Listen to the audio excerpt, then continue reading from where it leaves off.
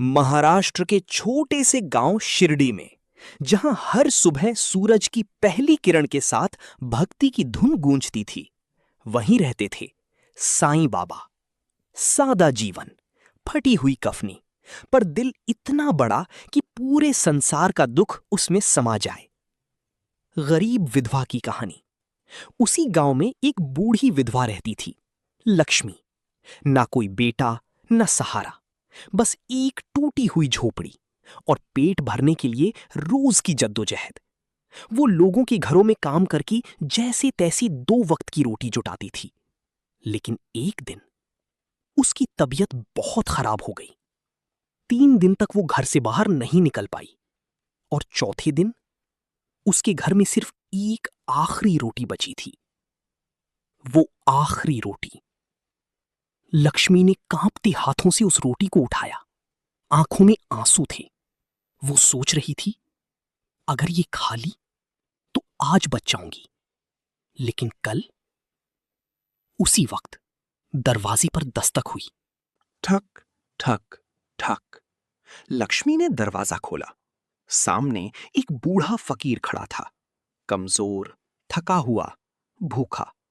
उसने धीमी आवाज में कहा, मां, बहुत भूख लगी है, कुछ खाने को मिल जाएगा? दिल और भूख की लड़ाई। लक्ष्मी के हाथ कांपने लगे। उसके पास देने के लिए बस वही एक रोटी थी। अगर वो दे देती तो खुद भूखी रह जाती और शायद मर भी सकती थी। कुछ पल के लिए उसने आंखें बंद की।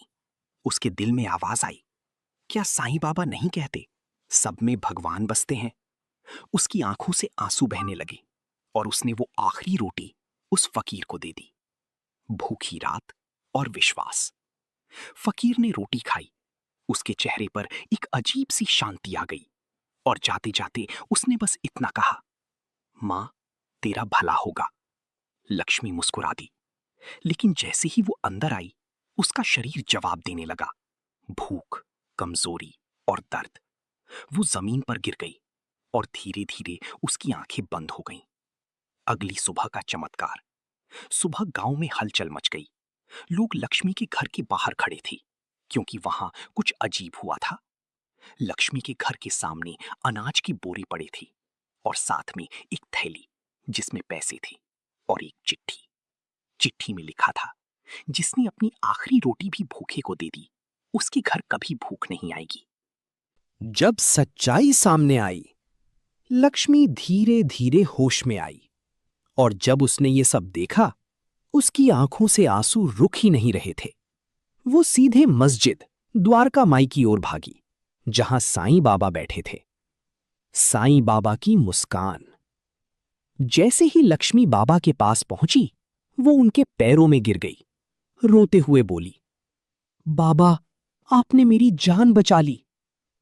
साईं बाबा मुस्कुराए और बोले, अरे मां, मैंने नहीं, तेरे विश्वास ने तुझे बचाया है। असली सच्चाई। गांव वालों को तब समझ आया कि वो बूढ़ा फकीर कोई और नहीं, खुद साईं बाबा ही थे, जो लक्ष्मी की परीक्षा लेने आए थे। कहानी का संदेश। इस कहानी से साईं बाबा हमें एक बहुत बड़ी बात सिखाते हैं। जब इंसान अपने स्वार्थ से ऊपर उठकर दूसरों की मदद करता है, जब वो अपना आखिरी भी किसी जरूरतमंद को दे देता है, तब भगवान खुद उसके जीवन की जिम्मेदारी ले लेते हैं।